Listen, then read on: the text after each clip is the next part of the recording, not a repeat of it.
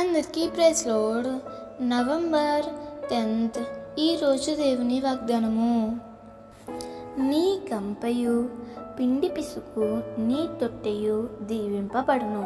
ద్వితీయోపదేశకాండం 28వ అధ్యాయము 5వ వచనము.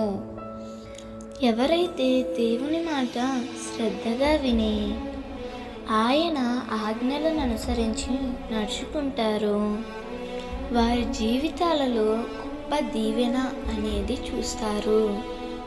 దీవెన అనేది ఎప్పుడు మనం చేసే భక్తి శ్రద్ధల మీద ఆధారపడి ఉంటుంది.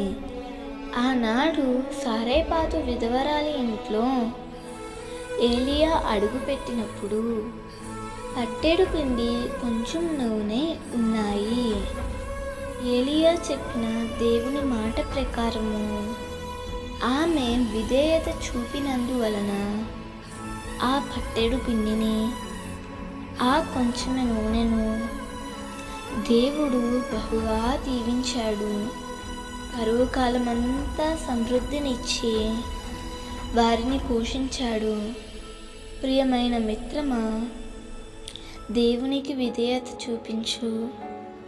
ఏమీ లేని స్థితిలో నుండి దేవుడు నిన్ను ఉన్నత స్థితికి నడిపిస్తాడు. దేవుడు చెప్పిన మాట ఏదైనప్పటికీ దానికి విశ్వాసంతో విధేయత చూపించు.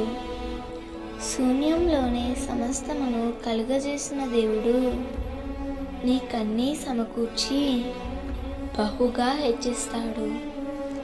దేవుడు ఈ వాగ్దానము నీ జీవితంలో నిశ్చయముగా నెరవేర్చునుగాక. ఆమేన్.